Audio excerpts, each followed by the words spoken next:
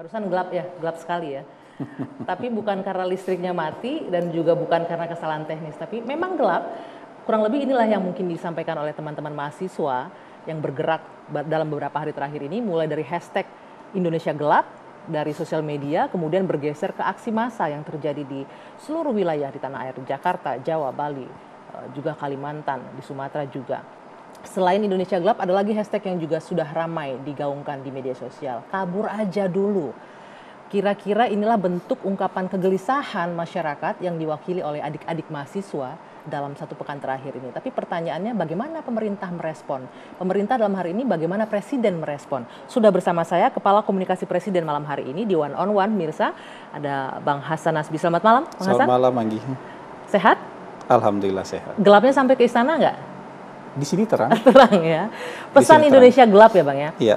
Kita sudah sama-sama mengikuti dari hashtag di media sosial, kemudian bergeser ke aksi massa. Teman-teman mahasiswa bergerak serentak kalau saya bisa bilang. Bagaimana Pak Prabowo merespon hal ini, Pak Hasan? Iya, kalau Pak Prabowo kan beliau sudah berhitung secara sangat matang soal program kerja, apa yang mau dilakukan, termasuk juga soal efisiensi. Kalau kita mau jujur kan ini awalnya berawal dari efisiensi. Kemudian ada disinformasi soal efisiensi ini bahwa ada biaya operasional perguruan tinggi yang dikurangi. Maaf nih saya potong. Sebelum kita masuk ke disinformasi, efisiensi, responnya terhadap Indonesia Gelap itu gimana? Benar nggak sih ngerasain atau itu cuma karangan aja nih masyarakat? Iya, kalau mau bicara kan harus pakai data. Nggak boleh pakai perasaan.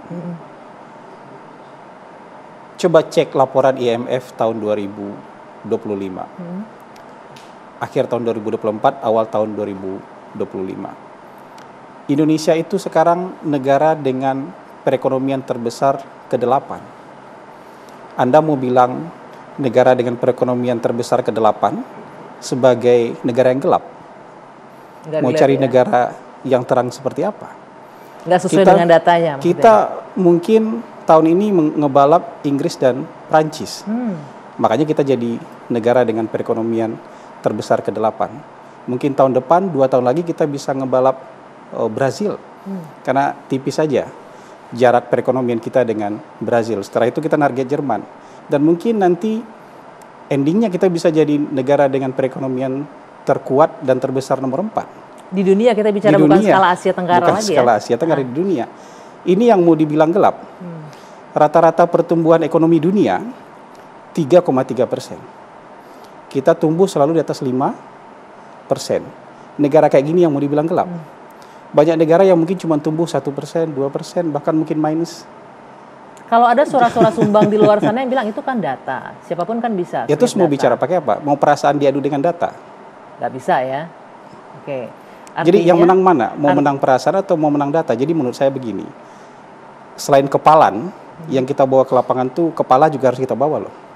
Menarik nih, tidak hanya kepalan teriak-teriak saja, iya, tapi selain juga kepala juga kita harus bawa. Sehingga kita datang dengan sesuatu yang bisa dipertanggungjawabkan, dengan logika yang bisa ditegakkan. Benar nggak Indonesia gelap? Atau ini hanya ujaran ketidaksukaan, ujaran kebencian terhadap pemerintah, yang mungkin juga sebelum pemerintah ini dilantik, mereka juga sudah tidak suka. Kemudian ketika ada 1-2 disinformasi, kemudian diimplementasikan lah, dia realisasikan lah ketidaksukaan itu. Bang Hasan, apakah kita bisa nyebut ini ujaran kebencian ketika hampir semua, kalau kita melihat yang terjadi beberapa hari terakhir ini, mahasiswa hampir di Saya tidak melihat resonansinya dengan perasaan masyarakat. Tidak mewakili perasaan masyarakat. Tidak beresonansi dengan pikiran publik kan. Oke, jadi siapa menurut Anda tuh yang diwakili? Enggak, menurut saya hari ini memang kan ada yang protes, ada yang turun ke jalan. Tapi kan kita bisa lihat sendiri, apakah itu beresonansi dengan perasaan masyarakat? Apakah misalnya efisiensi yang mereka tolak itu beresonansi dengan pikiran-pikiran publik? Saya rasa tidak. Gitu. Oke, tadi disebutkan ada disinformasi terkait efisiensi. Di bagian mananya kalau menurut Anda? Ya itu tadi disinformasi tentang biaya operasional perguruan tinggi dikurangi, beasiswa dikurangi. Ya KIP kuliah dikurangi. Padahal semakin mahal. Arahan presiden jelas. yang diefisienkan itu kan belanja-belanja berlemak aja. Belanja berlemak itu biasanya belanja barang dan belanja modal. Tapi belanja pegawai harus dipenuhi. Belanja layanan publik harus dipenuhi. Biaya operasional perguruan tinggi ini bagian dari layanan publik harus dipenuhi.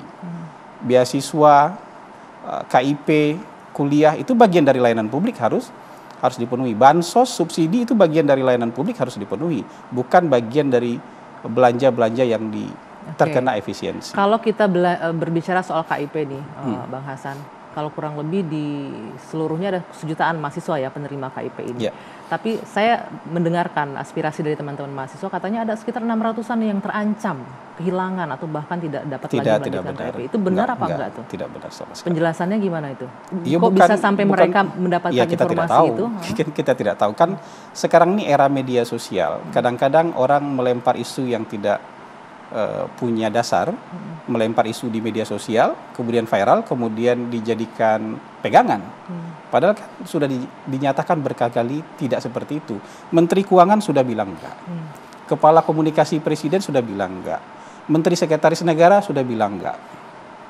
Tapi kalau tetap ngotot dengan itu, ya apa boleh buat. Makanya saya bilang, selain kepalan, tangan, kepala juga dibawa. Kepala juga harus kita bawa. Karena ini tidak meresonansi dengan masyarakat, tidak beresonansi dengan masyarakat. Tapi kita tetap harus menghargai ya namanya kebebasan berpendapat, bersuara. Tapi benar juga harus ada yang diperhatikan ketika Jadi datang lebih baik data. bicara dengan data daripada bicara dengan perasaan. Lebih baik bicara dengan data. Nah, kalau kita Indonesia gelap seperti itu tadi. Datanya tidak gelap. Oke. Jadi kalau dia ngomong kau saja yang gelap, itu benar juga berarti kalau begitu. Mungkin bahasa saya tidak bisa seperti itu.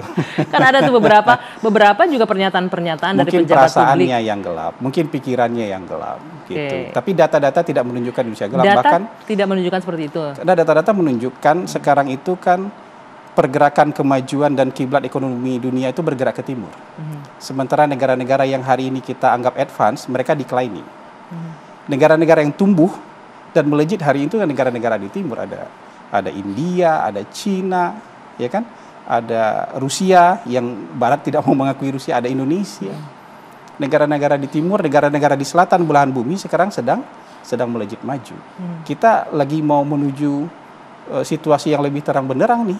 Jadi bukan menuju kegelapan kita ini gitu. Data menunjukkan seperti itu. Oke. Nah, berbicara soal efisiensi, mungkin kalau misalnya tidak dirasakan masyarakat dalam arti ini mahasiswa mungkin nggak juga akan berteriak kan, Bang ya. Berbicara soal efisiensi, arahan Presiden memang jelas untuk belanja-belanja yang tidak esensial, misalnya untuk pemotongan ATK, tidak untuk belanja pegawai. Tapi ada beberapa suara-suara dari misalnya ASN dan lain-lain yang menyampaikan sebagian pekerja-pekerja kontrak KI itu istilahnya di beberapa kementerian ada yang dirumahkan dan lain. Bagaimana Presiden merespon ini? Nggak, arahan di beliau jelas itu. Ya jadi kalau yang untuk tenaga kerja yang esensial, kecuali kan ada juga gini, ada konsultan selesai kontraknya nggak diperpanjang ya selesailah.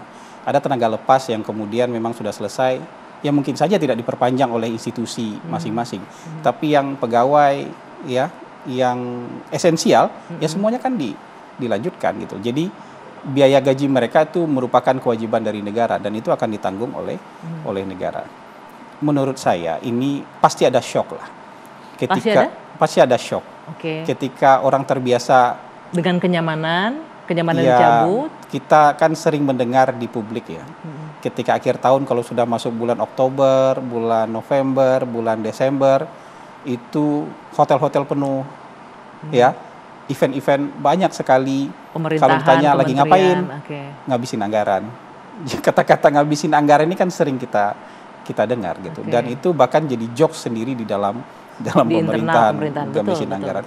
Ya pasti ada yang terganggu kenyamanannya ketika misalnya belanja Jadi, seperti ini dikurangi atau bahkan dipangkas habis supaya belanja kita nanti itu bisa jauh lebih tepat sasaran, efisien. Anggi, yang paling sering dijadikan contoh itu, yang paling ekstrim itu dua, belanja perjalanan dinas sama belanja ATK. Belanja perjalanan dinas kita itu 44,4 triliun.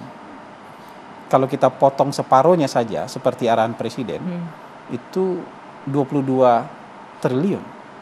22 triliun itu sudah bisa memperbaiki 11.000 sekolah.